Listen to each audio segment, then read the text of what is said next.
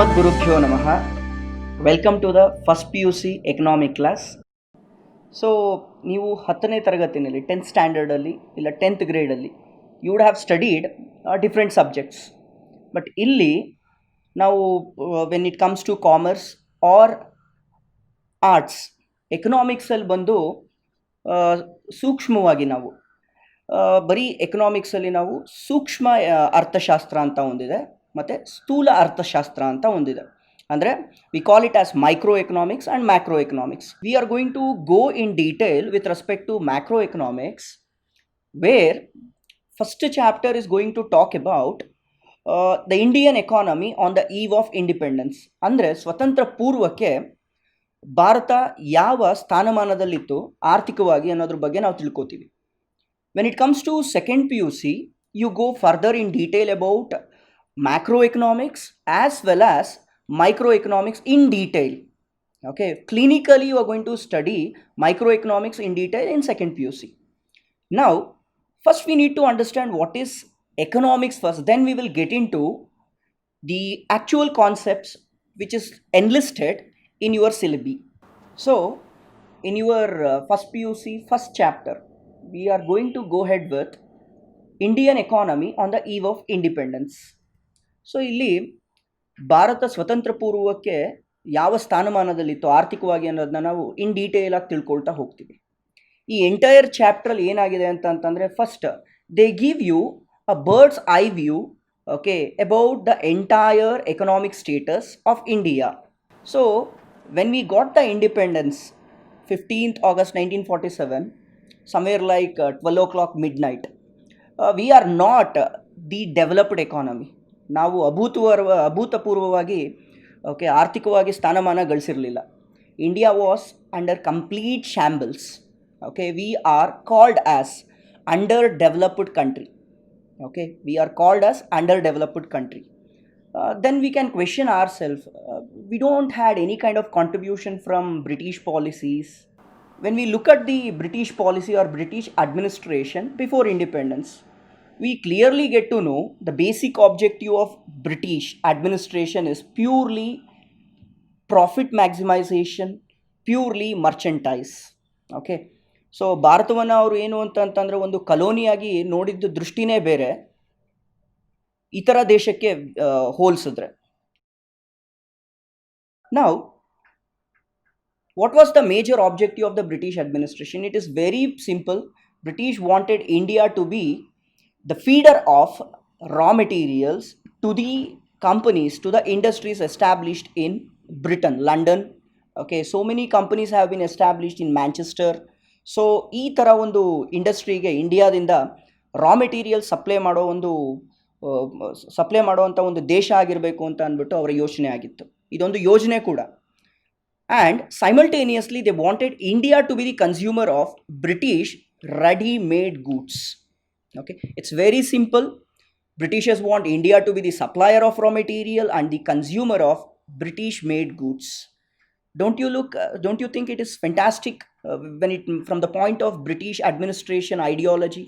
Absolutely brilliant.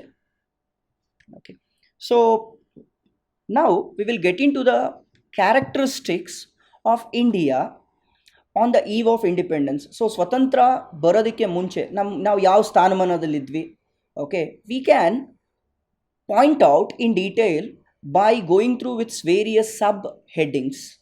Okay, now let's go through with the characteristics of Indian economy on the eve of independence. See, Bharat ಬಂದು ಹಳ್ಳಿಗಳಿಂದ ಕೂಡಿದೆ.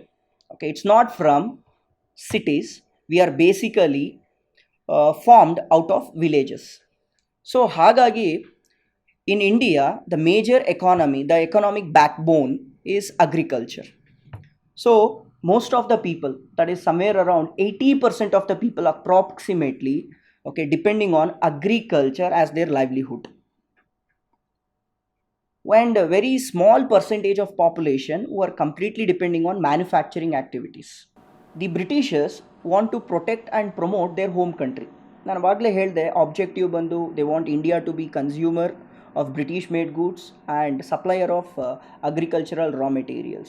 ಇದಕ್ಕೆ ಮುಖ್ಯವಾದ ಉದ್ದೇಶ ಏನು ಅಂತಂತಂದರೆ they want to protect and they want to develop Great Britain in a greatest manner. So because of this reason, they have always, in all the kinds of political policies, economic policies, they orchestrated, they made sure that every policy is going to protect the interest of Britain.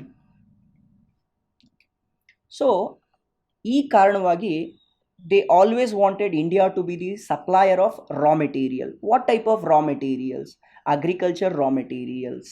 Okay, ನಮಗೊಂದು question ಬರುತ್ತೆ, are we not preparing any kind of ready made or factory made goods?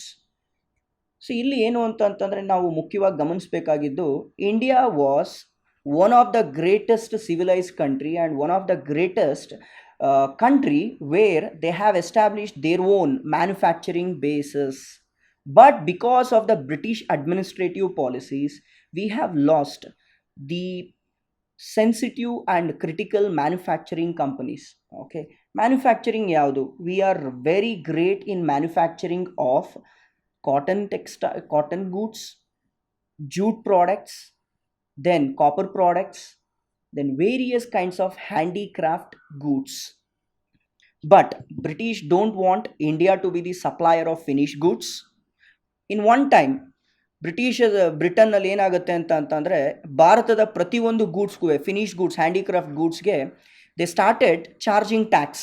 So ಏನಾಗುತ್ತೆ ಅಂದರೆ ಒಂದು ದೇಶದಿಂದ ಇನ್ನೊಂದು ದೇಶಕ್ಕೆ ಗೂಡ್ಸ್ನ ನಾವು transfer ಮಾಡಿದಾಗ ಆ ದೇಶ ಯಾವ ರೀತಿ ಅದನ್ನು ತಗೊಳ್ತಾರೆ ಅದು ಮುಖ್ಯವಾಗಿ ಇಲ್ಲಿ ಆಧಾರ ಆಗುತ್ತೆ. See when we are selling finished goods to Britain, the British government came up with an idea of putting a restriction through tax. So every finished goods, whatever we were supplying, basically handicraft goods, they used to charge tax on our goods, which makes our goods costlier. So ಇದರಿಂದ ಏನಾಗುತ್ತೆ ಅಂತಂತಂದರೆ britishers ಬಂದು they try to go towards Britain made goods. Okay, ಇದಕ್ಕೊಂದು example ಕೂಡ ನಾವು ಇಲ್ಲಿ ತಿಳ್ಕೊಬೋದು. ಮಸುಲಿನ್ ಅಂತ ಒಂದು ಸಿಲ್ಕ್ ಇದೆ. ನಾವು also it is famous, but muslin ಬಂದು ಜಾಸ್ತಿ ಪ್ರೊಡಕ್ಟಿವಿಟಿ ಇರೋದು ಇವತ್ತು ಬಾಂಗ್ಲಾದೇಶಲ್ಲಿ. Earlier we have Bangladesh and Pakistan, we use to call that as undivided India. So 1947 ಸ್ವತಂತ್ರ ಬಂದ ಪೂರ್ವದಲ್ಲಿ ಸ್ವತಂತ್ರ ಬಂದಾದ ಮೇಲೆ ಬಾಂಗ್ಲಾದೇಶ್ ಬಂದು ಮಸುಲಿನ್ ಅನ್ನೋ ಒಂದು ಸಿಲ್ಕ್ನ ಪ್ರೊಡ್ಯೂಸ್ ಮಾಡ್ತಾರೆ. ನಾವು they are having one of the world's best market. So ಇಲ್ಲಿ ಏನಾಗುತ್ತೆ ಅಂತಂತಂದರೆ britishers want Indian silk raw material, they don't want Indian silk finish goods. So ಇದು ಒಂದು ಎಕ್ಸಾಂಪಲ್. ಅದು ಬಿಟ್ಟು ಇಂಡಿಗೋ ಅಂತ ಒಂದು ಪ್ರಾಡಕ್ಟ್ ಇದೆ. ಇವತ್ತು ನಮಗೆ so many synthetic dyes are available, but ಅವತ್ತು ಸಿಂಥೆಟಿಕ್ ಡೈಸ್ ಬರಲಿಲ್ಲ. ಜೊತೆಗೆ ಏನು ಅಂತಂದರೆ ನ್ಯಾಚುರಲ್ ಇಂಗ್ರೀಡಿಯೆಂಟ್ಸ್ನ ತೊಗೊಂಡು ನಾವು ಕಲರಿಂಗ್ ಮಾಡ್ತಿದ್ವಿ. This is one more product. Okay, see this indigo was used in painting as well as drapery as well as various kinds of handicraft goods. But indigo products na ಅವರು raw material ಮಾತ್ರ supply ಮಾಡೋದಕ್ಕೆ ಅವರ ಉದ್ದೇಶ ಆಗಿತ್ತು. Next, so next point ಬಂದು Britishers want India to be the biggest market for consumer of Britain made goods. So ಬ್ರಿಟಿಷರ್ಸಲ್ಲಿ ಏನಾಯಿತು ಅಂತಂದರೆ ಒಂದು ಮ್ಯಾಂಚೆಸ್ಟರ್ ಅನ್ನೋ ಒಂದು ಹಳ್ಳಿ ದೊಡ್ಡ ಸಿಟಿಯಾಗಿ ಬೆಳೆಯುತ್ತೆ. ಈ ಸಿಟಿಯಾಗಿ ಬೆಳೆಯೋದಕ್ಕೆ ಕಾರಣ ಬಂದು ಜೇಮ್ಸ್ ವ್ಯಾಟ್ ಅಂತ ಒಬ್ಬ ಮನುಷ್ಯ ಇರ್ತಾನೆ. ಅವನೊಬ್ಬ scientist. He has found steam engine. ಈ ಸ್ಟೀಮ್ ಇಂಜಿನಿಂದ ಏನು ಮಾಡ್ತಾರೆ ಅಂದರೆ ಇವರು ಎಲೆಕ್ಟ್ರಿಸಿಟಿ ಪ್ರೊಡ್ಯೂಸ್ ಮಾಡೋದು, ಕಲ್ಲಿದ್ದಲಿನಿಂದ ಕರೆಂಟ್ ಪ್ರೊಡ್ಯೂಸ್ ಮಾಡೋದು, ಮತ್ತು ಇದೇ ರೀತಿ ದೊಡ್ಡ ಗಾತ್ರದ ಮಿಷಿನ್ಸ್ನೆಲ್ಲ ಪ್ರೊಡ್ಯೂಸ್ ಮಾಡ್ತಾ ಹೋಗ್ತಾರೆ.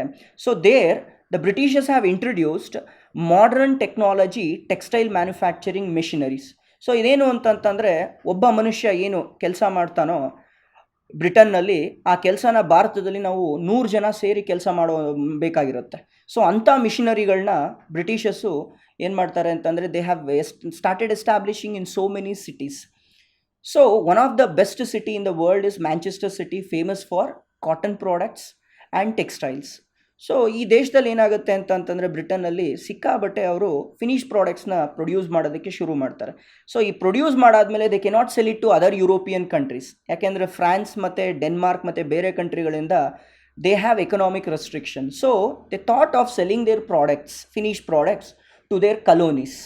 ಸೊ ಯಾವ ಜಾಗಗಳನ್ನ ಅವರು ಅಕ್ವೈರ್ ಮಾಡ್ಕೊಂಡಿರ್ತಾರೋ ಅಂಥ ಜಾಗಗಳಲ್ಲಿ ತಮ್ಮ ಫಿನಿಶ್ ಪ್ರಾಡಕ್ಟ್ಸ್ನ ಸೇಲ್ ಮಾಡೋದಕ್ಕೆ ಅವರು ಮಾರ್ಕೆಟ್ ಆಗಿ ಅದನ್ನು ಉಪಯೋಗಿಸ್ತಾರೆ.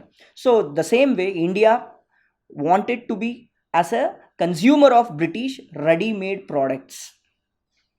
ಓಕೆ, ಸಿ ನಾವು ಇಲ್ಲಿ ಏನು ತಿಳ್ಕೊಬೋದು ಅಂತಂತಂದರೆ 1947ಕ್ಕಿಂತ ಹಿಂದೆ what kind of economic position are we were, ಇದನ್ನು ಕ್ವೆಶನ್ ಮಾಡಿದ್ರೆ there are so many people try to identify the national income, GDP gross domestic product, as well as per capita income. ಇದನ್ನೆಲ್ಲ ಏನು ಅಂತಂದರೆ ಎಸ್ಟಿಮೇಷನ್ ಮಾಡೋದಕ್ಕೆ ಶುರು ಮಾಡ್ತಾರೆ. ಪ್ರಪ್ರಥಮ ಬಾರಿಗೆ ದಾದಾಬಾಯಿ ನವರೋಜಿ ಅನ್ನೋ ಒಬ್ಬರು economist, he has done and he has established and written very excellently in his book called as drain theory ಅಂತ ಒಂದು ಥಿಯರಿ ಬರೆದು ಆ ಬುಕ್ನ ಪಬ್ಲಿಷ್ ಮಾಡ್ತಾರೆ. he has established. ಸೊ ಅಂದು ಇಂಡಿಯಾದಿಂದ ಹೆಚ್ಚು ಕಮ್ಮಿ 3 lakh pounds every year we use to lose. So ಇವತ್ತು 3 lakh poundsನ ನೀವು ಕನ್ವರ್ಟ್ ಮಾಡಿದ್ರೆ ಹೆಚ್ಚು ಕಮ್ಮಿ it is going to be somewhere around 3,000 or 30,000 crores. So ಅಷ್ಟು ದುಡ್ಡನ್ನ ಇಂಡಿಯಾದಿಂದ ಭಾರತದಿಂದ ಬ್ರಿಟನ್ ಹೋಗ್ತಿತ್ತಂತೆ. ಓಕೆ, ಸೊ ಇದಾದಮೇಲೆ there was a person called R.C. Desai and Digby. These are the person they try to estimate Indian economy in various macroeconomic estimates. GDP ಇರ್ಬೋದು, gross domestic product, GNP ಇರ್ಬೋದು, gross national product, per capita income ಇರ್ಬೋದು, national income ಇರ್ಬೋದು. But ಅವರೆಲ್ಲರಿಗೂ ಹೋಲಿಸಿದ್ರೆ very scientifically estimated, the national income is being estimated by a person called V.K.R.V. Rao. So ಇವರು ಏನು estimate ಮಾಡಿರ್ತಾರೋ ಇದು ತುಂಬ ಸೈಂಟಿಫಿಕ್ ಆಗಿರುತ್ತೆ. ಸೊ ನ್ಯಾಷನಲ್ ಇನ್ಕಮ್ ಮತ್ತು ನಮ್ಮ ದೇಶದ ಆರ್ಥಿಕ ಸ್ಥಿತಿಯನ್ನು ಇವರು ತುಂಬ ಸುಂದರವಾಗಿ ವರ್ಣನೆ ಮಾಡ್ತಾರೆ. ಓಕೆ, ನಾವು let's understand where we were standing by enlisting various kinds of sub-points. Okay, so we have some 6 to 7 sub-points. Agriculture irbodu, infrastructure irbodu, okay, demography irbodu. So ಈ ಥರ ಪಾಯಿಂಟ್ಸಲ್ಲಿ ನಾವು ತಿಳ್ಕೊಳ್ತಾ ಹೋಗ್ತೀವಿ how India was during the time of Indian independence. Okay, so first ಬಂದು agriculture sector ಬಗ್ಗೆ let's analyse. So our agriculture sector was marvelous. It was expanding, but one of the biggest problem is the agricultural sector productivity in absolute terms was not at all incremental. Okay, ನಾವೇನು ಮಾಡ್ತಾ ಇದ್ದೀವಿ ಅಂದರೆ agriculture ಭೂಮಿನ ವ್ಯವಸಾಯ ಮಾಡೋದಕ್ಕೆ ಭೂಮಿನ ವಿಸ್ತರಣೆ ಮಾಡ್ತಾ ಹೋಗ್ತೀವಿ. ಬಟ್ ಅಲ್ಲಿ ಈಲ್ಡ್ ಬಂದು ಏನಾಗ್ತಾ ಇದೆ ಅಂತಂದರೆ ವಿಸ್ತರಣೆ ಮಾಡದ ರೂಪದಲ್ಲೇ ಪರ್ಸೆಂಟೇಜ್ ರೂಪದಲ್ಲೇ ಏನಾಗುತ್ತೆ ಅಂತಂದರೆ ಈಲ್ಡ್ ಕೂಡ ಇನ್ಕ್ರೀಸ್ ಆಗಬೇಕಾಗಿತ್ತು, ಆದರೆ ಆಗಿರಲಿಲ್ಲ. Only we were increasing the agricultural land, but productivity was not increasing. But unfortunately, 80 to 85%, okay, was depending upon agriculture and allied activities. Then second one is commercialization of agriculture. See, commercialization of agriculture ಬಂದು ಎಲ್ಲೂ ಕೂಡ 1900 ಮುಂಚೆ 19th ಸೆಂಚುರಿಗೆ ಮುಂಚೆ ಆಗಿರಲಿಲ್ಲ. ಕಾರಣ ಏನು ಅಂತಂತಂದರೆ Britishers have introduce railway system. So railway system introduce ಮಾಡಾದಮೇಲೆ one of the benefit we got is commercialisation of agriculture. ಅದಕ್ಕೆ ಮುಂಚೆ ಏನು ಮಾಡ್ತಿದ್ರು? ಕಮರ್ಷಿಯಲೈಸೇಷನ್ ಆಗಿರಲಿಲ್ವಾ? ಅಬ್ಸಲ್ಯೂಟ್ಲಿ ಕಮರ್ಷಿಯಲೈಸೇಷನ್ ಆಗಿರಲಿಲ್ಲ. ಕಾರಣ ಏನು ಅಂತಂತಂದರೆ ರೈಲ್ವೆ ಇಂಟ್ರೊಡ್ಯೂಸ್ ಮಾಡೋದಕ್ಕಿಂತ ಮುಂಚೆ we are completely dependent on subsistence farming. Subsistence farming ಅಂತಂದ್ರೇನು? ನಾವು ವ್ಯವಸಾಯ ಮಾಡಿದಾಗ ನಮಗೆ ಎಷ್ಟು ಬೇಕೋ ಮತ್ತು ಲೋಕಲ್ ಮಾರ್ಕೆಟ್ಗೆ ಎಷ್ಟು ಬೇಕೋ ಅಷ್ಟು ಮಾತ್ರ ಬೆಳೀತಾ ಇದ್ವಿ. ಲೋಕಲ್ ಮಾರ್ಕೆಟ್ ಅಂತಂದರೆ ಬೆಂದಕಾಳೂರು ಅಂತ ತಗೊಳ್ಳೋಣ. Let's take an example of Bangalore. So many people were doing farming. They were producing the agricultural crops which is enough for the livelihood of the family, plus little bit of surplus. They used to sell it to the Bangalore market only. Okay, but railway introduce ಮಾಡಿದ್ರಿಂದ ಏನಾಗುತ್ತೆ ಅಂತಂದರೆ agricultural goods can be transited, can be moved from one place to another place, and people also get to know from other place what are the different types of crops which is being grown. ಅದರ ಜೊತೆಗೆ Britishers ಬಂದು ಸುಮಾರು ಹೊಸ ಥರದ ಪ್ಲ್ಯಾಂಟ್ಸ್ನ, ಹೊಸ ಥರದ ಕ್ರಾಪ್ಸ್ನ introduce ಮಾಡ್ತಾ ಹೋಗ್ತಾರೆ. ಫಾರ್ ಎಕ್ಸಾಂಪಲ್ ಕಾಫಿ ಅಂತ ತೊಗೊಂಡು ಅಂತಂದರೆ ಕಾಫಿ ನಾವು ಎಲ್ಲೂ ಬೆಳೀತಾ ಇರಲಿಲ್ಲ. Coffee was completely special drink of European. Brazil ಅನ್ನೋ ಕಾಡಿನಲ್ಲಿ ಈ ಕಾಫಿ ಬೀಜಗಳನ್ನ ಅಲ್ಲಿ ಅವ್ರು ತಯಾರಿಸ್ತಿದ್ರು. ಅದನ್ನು ಅವ್ರು ಏನು ಮಾಡಿದ್ರು ಅಂದರೆ ಭಾರತದಲ್ಲಿ ಇಂಟ್ರೊಡ್ಯೂಸ್ ಮಾಡಿದ್ರು. Because we had a very beautiful climatic situation across the states. So ನಮ್ಮ ದೇಶ ಏನು ಅಂತಂತಂದರೆ ಅಮೇರಿಕಾ ಥರ ಒಂದೇ ಥರ ಇರಲಿಲ್ಲ. We have A different variety. Because of this reason they have introduced coffee seeds. So coffee ಅನ್ನೋದು ಕ್ಯಾಶ್ ಕ್ರಾಪ್ ಅಂತ ಕರಿತೀವಿ. ಸೊ ಇದನ್ನು ಇಂಟ್ರೊಡ್ಯೂಸ್ ಮಾಡಿದ್ರು. ಅದಾದಮೇಲೆ ಮೆಣಸಿನಕಾಯಿ ಅಂತ ತೊಗೋಬೋದು, chilli was again introduced by Spanish but popularised much bye Europeans. So ಅದಾದಮೇಲೆ ಇದೇ ಥರ ಸುಮಾರು ಪ್ರಾಡಕ್ಟ್ಸ್ನ ಇಂಟ್ರೊಡ್ಯೂಸ್ ಮಾಡ್ತಾರೆ. I can name like tea also. India was growing only green tea. We are not having any other varieties of tea. So ಈ ಥರ ಕ್ರಾಪ್ಸ್ನೆಲ್ಲ slow ಆಗಿ introduce ಮಾಡಿ ಇವತ್ತು ನೀವು ಕೂರ್ಗ್ ಹೋಗಿ ನೋಡ್ತು ಅಂತಂತಂದರೆ ಕೂರ್ಗಲ್ಲಿ ಕಂಪ್ಲೀಟಾಗಿ you will find the coffee estates. This is a very finest example. ಅದಕ್ಕಿಂತ ಮುಂಚೆ ಏನು ಮಾಡ್ತಿದ್ರು, ಅದಕ್ಕಿಂತ ಮುಂಚೆ ಅಲ್ಲಿ ಬರೋ ಮಳೆಯಿಂದ ಅವರು they use to grow paddy.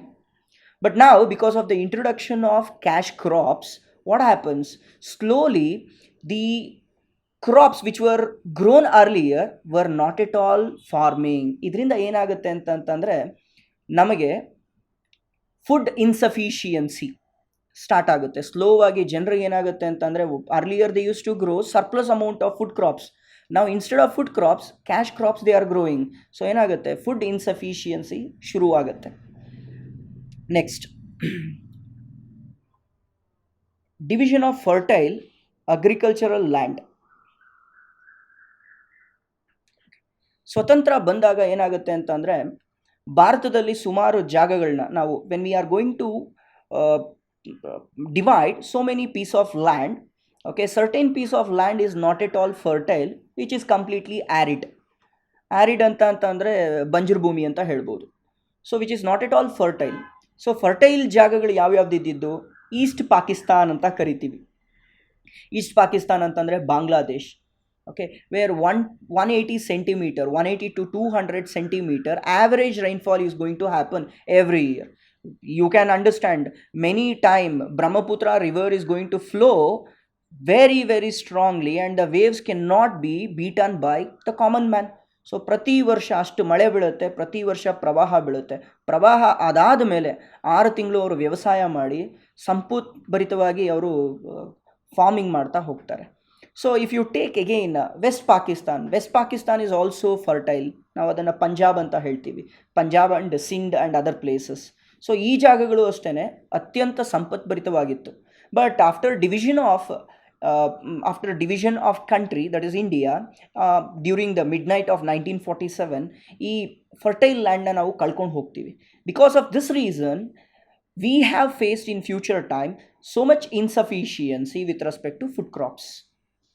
So now we have gone through with agricultural sector co-status during the eve of independence. ಸ್ವತಂತ್ರ ಬರೋದಕ್ಕೆ ಮುಂದೆ ಯಾವ ಥರ ಇತ್ತು ಅಂತ ತಿಳ್ಕೊಂಡ್ವಿ. ಮತ್ತು ಮುಂದಿನ ಕ್ಲಾಸ್ಗಳಲ್ಲಿ we are going to study about demography, infrastructure, industrial sector and other points.